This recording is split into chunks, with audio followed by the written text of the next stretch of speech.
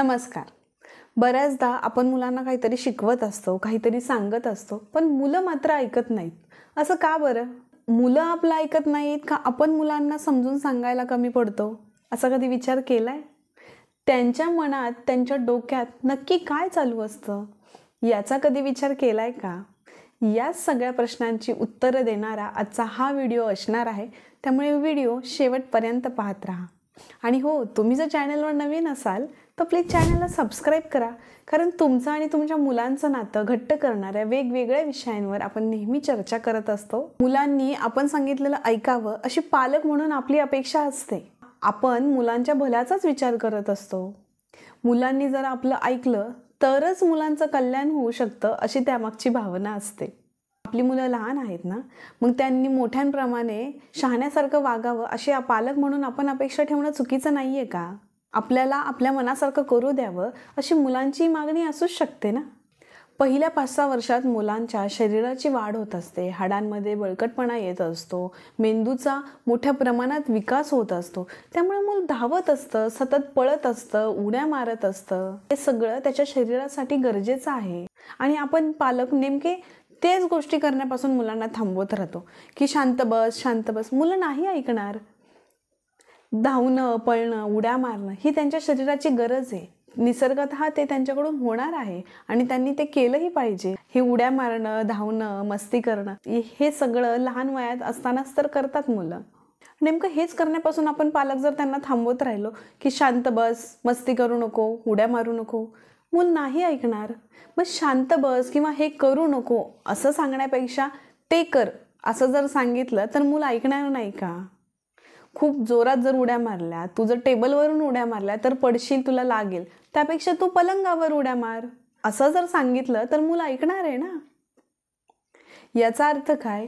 मुलं आपलं ऐकत नाहीये असं नाहीये. आपण मुलांना सांगण्याची पद्धत बदलली पाहिजे तर मूल ऐकणार आहे. आणि मुलं खूप एक्सायटेड असतात. नवीन नवीन गोष्टींचा त्यांना अनुभव घ्यायचा असतो. या जगाशी नव्याने त्यांना ओळख करून घ्यायची असते.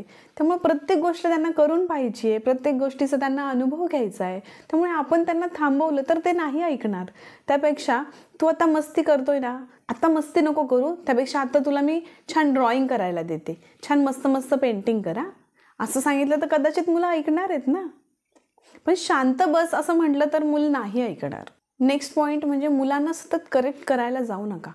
हे असं नाही करायचं, ते तसं नाही करायचं, असं बसायचं, हां हे असं छान ठेवायचं बरं का. अशा किती प्रकारच्या आणि कितीतरी सूचना आपण दिवसभरात मुलांना देत असतो. मग अशाने मुलं कंटाळणार आहेत. ते स्वतः एक्सप्रेस होणार नाही आहेत, स्वतःहून काहीच करणार नाहीत. त्यांना स्वतः एक्सप्रेस होण्यासाठी संधी द्या, त्यांना छान मोकळं होऊ द्या. तुम्ही जर त्यांना सतत टोकत राहिलात आणि थांबवत राहिलात ना, स्वतःहून काहीच करणार नाहीत. आणि तुम्ही जर मुलांना सारखं सूचना देत राहिलात ना, तर एका पॉईंट नंतर ना मुलं वैतागणार आहेत आणि म्हणणार आहे की आई सारखंच सांगत असते, जाऊ दे, तिच्याकडे लक्षच द्यायला नको. अशी भावना मुलांच्या मनात यायला लागते. त्यामुळं सूचना द्या मुलांना, देऊ नका असं नाही आहे, पण सूचना देताना ती करेक्ट असावी, ती व्यवस्थित मुलांना समजेल अशा भाषेत दिली गेली तर मुलं पटकन ऐकणार आहेत. पुढचा पॉईंट म्हणजे मुलांसमोर त्यांच्याबद्दल सकारात्मक बोला. तुम्ही बऱ्याचदा पाहिलं असेल, मुलं खेळणी फेकतात, खेळणी तोडतात, ओरडतात, रडतात, हातपाय आपटतात, कधी कधी मोठ्यांवर हातही उगारतात. अगदी मी एक 4-5 वर्षाच्या मुलांबद्दल बोलतीये. अशा वेळी बऱ्याचदा पालक त्यांच्यासमोरच पटकन बोलतात की खूप आगाऊपणा करतो हा. किती सहज आपण मुलांना निगेटिव्ह टॅग लावतो नाही का.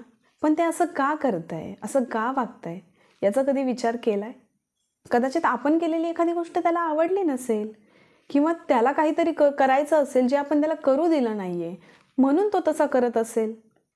नाहीतर एखादी गोष्ट त्यांच्या मनासारखी झाली नसेल म्हणून ते रागवलं असेल, म्हणून ते कदाचित ओरडत असेल. मुलं लहान आहेत ना, त्यांना शब्दात व्यक्त नाही होत आहेत, त्यांची भाषा तेवढी प्रगतही झालेली नसते. त्यामुळे मुलं त्यांच्या पद्धतीने व्यक्त होण्याचा प्रयत्न करतात. काही मुलं रडतात, काही मुलं रागवतात, ओरडतात, खूपच ऐकलं नाही तर अक्षरशः लोळणही घेतात. मग त्यावेळी मात्र पालकांना मुलांना सांभाळणं असह्य होऊन जातं. पण म्हणजे त्या मुलाला शिस्त नाही आहे का? त्या मुलावर संस्कार केले जात नाही आहे का? असं नाही आहे. मुलांना थोडंसं समजून घेणं खूप गरजेचं आहे की मुलं असं का वागतंय. समजा तुमच्या घरी पाहुणे आले, त्यांच्याबरोबर एक लहान मुलं आहे आणि तुम्ही तुमच्या मुलाचं खेळणं त्या मुलाला दिलं, कदाचित आपल्या मुलांना ते नाही आवडणार. त्याला ती सवयच नाही आहे ना. जी काही खेळणी आहेत ती माझी आहेत आणि माझ्यासाठीच आहेत, हेच आजपर्यंत त्यांनी पाहिलेलं आहे. त्यामुळे अचानक आपलं खेळणं दुसऱ्या मुलाला दिलेलं कदाचित मुलांना नाही आवडत. मग स्वतःच्या हातात असलेलं खेळणंही ते फेकून देतं. तरीही नाही उपयोग झाला तर ओरडतं, रडतं, हातपाय आपटतं. आणि मग आपण मुलांना म्हणतो शांत बस, असं नाही करायचं. असं कसं होईल? त्यावेळी मूल नाही ना ऐकणार. याच्यातून मुलांना आपल्याजवळ असणारी एखादी गोष्ट किंवा खेळणी पुढच्याला देऊन आपण खेळली पाहिजे किंवा पुढच्याला आपला जवळचा खाऊ थोडा तरी दिला पाहिजे, याची सवय लागते. अचानक तुम्ही जर मुलांना त्याच्या जवळचा खाऊ जर पुढच्याला द्यायला लावला तर ते नाही देणार. ते मागे हात ओढणार आहे की नाही, हा माझा खाऊ आहे, मी नाही देणार. ही सवय ऑटोमॅटिक लागत असते. हे आपल्या कुठल्या तरी वागण्यातून मुलांना ती सवय लागलेली असते. हे पालकांनी लक्षात घ्यायला हवं. आपण म्हणतो की आपण नाही शिकवलं मुलांना, बघ ना आपण शिकवतो का मुलांना असं वागायला, पण मुलं आपोआप वागतात. तसं नाही. आपल्या वागण्यातून आपण काय मुलांबरोबर वागतोय किंवा आपण कसं वातावरण देतो याच्यावर मुलांचं वागणूक ठरत असते. जर तुम्ही रोज मुलांना त्यांच्या जवळचा खाऊ घरातल्या प्रत्येक व्यक्तीला थोडा थोडा द्यायला शिकवला तर मुलं आपोआपच स्वतःजवळ असलेली गोष्ट पुढच्याला द्यायला शिकणार आहे. देण्याची इच्छा, देण्याची सवय त्याला लागणार आहे. जर मुलांनी तुमच्या मनासारखं वागावं किंवा तुम्हाला वाटते तसं त्यांनी वागावं असं जर तुम्हाला वाटत असेल ना, तर मुलांबरोबर तुमचा संवाद असणं खूप गरजेचं आहे. तुम्ही मुलांबरोबर संवाद साधणं खूप गरजेचं आहे. तुमच्या दोघांमध्ये जर कम्युनिकेशन असेल तरच तुमचं आणि तुमच्या मुलांचं नातं घट्ट होणार आहे, विश्वासाचं होणार आहे. आईबाबा आपलं ऐकून घेत आहेत तर मुलांमध्येही आपण आईबाबांचं ऐकावं अशी भावना निर्माण होत जाते. जर तुमचं मूल एखादी गोष्ट ऐकत नसेल किंवा एखादी सूचना तुम्हाला वाटत असेल की ही मुलांमध्ये यायला हवी, ही सवय मुलांना लागायला हवी, तर ती सवय जेव्हा मूल शांत असतं किंवा रात्रीच्या वेळी झोपण्याच्या आधी गोष्टींच्या मार्फत तुम्ही मुलांना त्या सूचना द्यायला सुरुवात करा. गोष्टींच्या मार्फत मुलांना सांगायला सुरुवात करा. हळूहळू मुलांच्या मनावर ती गोष्ट बिंबवली जाईल. फॉर एक्झाम्पल, जर तुमचं मूल पुढच्याला खेळणी देत नसेल गोष्टीच्या मार्फत, म्हणजे गोष्टीतला वीरेन बघ कसं त्याच्या मित्रांना छान त्याची खेळणी देतो, मित्रांची खेळणी घेतो आणि दोघं मिळून छान आनंदाने खेळतात, खूप मस्ती करतात, मजा करतात.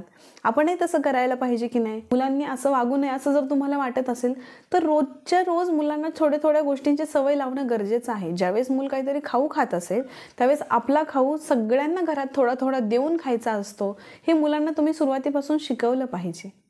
मग उद्यापासून तू तुझं एखादं खेळणं तुझ्या फ्रेंडला देशील ना, त्यालाही थोडं द्यायचं आणि आपणही घ्यायचं आणि छान दोघांनी एकत्र खेळायचं. रडायचं नसतं. वीरेन रडतो का? तो बघ बरं किती शहाण्यासारखा करतो, मग आपणही तसं वागायला हवं की नाही? हे अशा पद्धतीने गोष्टींच्या मार्फत मुलांबरोबर संवाद साधा. रात्री झोपताना त्यांना जवळ घ्या, प्रेमानं त्यांना कुरवाळा, त्यांच्या डोक्यावरून छान हात फिरवा. म्हणजे तुमचा आणि तुमच्या मुलांमध्ये छान बॉन्डिंग निर्माण होईल. मुलं तुमचं ऐकायला लागतील. मुलांच्या मनात तुमच्याबद्दल एक विश्वास निर्माण होईल. आणि हे सगळं एका दिवसात नाही होणार आहे. त्याच्यामुळे हळूहळू या सगळ्याच्या सवय मुलांना लागतील. पण त्यासाठी पालक म्हणून आपण जबाबदारी घेणं, पालक म्हणून आपण प्रयत्न करणं खूप गरजेचं आहे. कधी कधी असंही होतं की रात्रीची वेळे घरातले सगळे एकत्र जेवत आहेत आणि अचानक आतल्या खोलीत ठेवलेला फोन वाजला. आपण काय करतो? सहज लहान मुलांना सांगतो की जा रे, जाऊन मोबाईल घेऊन ये. त्यावेळी मूल काय म्हणतं? मी नाही. मग आपण त्याला पुन्हा ओरडतो, जा पटकन घेऊन ये. तरीही मूल म्हणतं मी नाही. याचा अर्थ काय? त्या मुलाला मोठ्या माणसांचं ऐकण्याचे संस्कार नाही आहेत का? का त्याला सवय नाही आहे मोठ्यांचं ऐकण्याची? बेशिस्त आहे का तो मुलगा? असं नाही आहे. हे सगळे टॅग आपण आपल्या मुलांच्या बाबतीत तर लावतोच, पण दुसऱ्यांच्या मुलांच्या बाबतीतही आपण असा विचार करतो. पण हा विचार करतो का की आपणच कधीतरी त्यांच्या मनामध्ये अंधाराची भीती घातलेली असते, बागुलबुवाची भीती घातलेली असते. या कारणांमुळं मग मुलं नाही जात फोन आणायला किंवा नाही काम ऐकत. हा विचार आपण करतो का? मुलं का ऐकत नाहीत? का बेशिस्तपणा करतात? का उड्या मारतात? सांगूनही का शांत बसत नाही? याच्या मागे काहीतरी कारण असतं ना. आपण मोठी माणसं रागावतो, रडतो, उगाच करतो का आपण असं? त्याच्या मागे काहीतरी कारण असतं ना. मुलांचंही तसंच आहे. मुलं रडतात, चिडतात, याच्यामागे काहीतरी कारण असेल ना. उगाचच असं कधी नसतं. आपण उगाचच रागवतो का? नाही ना, त्याच्यामागे काहीतरी कारण असतं ना. मुलांच्या बाबतीतही तसंच असतं. मुलं चिडतात, रडतात, त्याच्यामागे काहीतरी कारण असतं, उगाचच असं कधी नसतं. हे पालकांनी समजून घेणं गरजेचं आहे की आपलं मूल का असं वागतंय, का ते रडतंय. आपण कुठेतरी त्याला सवय लावायला एकतर कमी पडलोय, किंवा मग त्याची मेंटॅलिटी आत्ता काय, त्याच्या डोक्यात काय चालू असेल, काय तो विचार करत असेल. हा विचार पालकांनी करणं खूप गरजेचं आहे. हा नाही म्हणतोय, हा माझं ऐकत नाहीये म्हणजे हा किती आगाऊपणा करतोय असं नाहीये. त्याच्यामागे काहीतरी कारण असतं, उगाचच असं कधीच नसतं. हे एकदा आपल्या लक्षात आलं ना की नक्की का मुलं ऐकत नाहीये, त्याच्या मुळाशी जाऊन जर कारण शोधलं ना तर त्याच्यावर उपाय करणं आपल्याला सोपं जातं. पण हे सगळं मुलांना नाही ना व्यक्त होता येत, मुलांना शब्दात नाही व्यक्त करता येत स्वतःला. त्यामुळे सोपं काय आहे, मी नाही. इथंपर्यंत व्हिडिओ पाहिल्याबद्दल खूप खूप धन्यवाद. व्हिडिओ आवडला असेल तर लाईक करा, शेअर करा, कमेंट करा. भेटूया पुढच्या व्हिडिओमध्ये अशाच एका नवीन विषयासोबत, नवीन व्हिडिओसोबत. तोपर्यंत तुमची आणि तुमच्या मुलांची काळजी घेत राहा. धन्यवाद.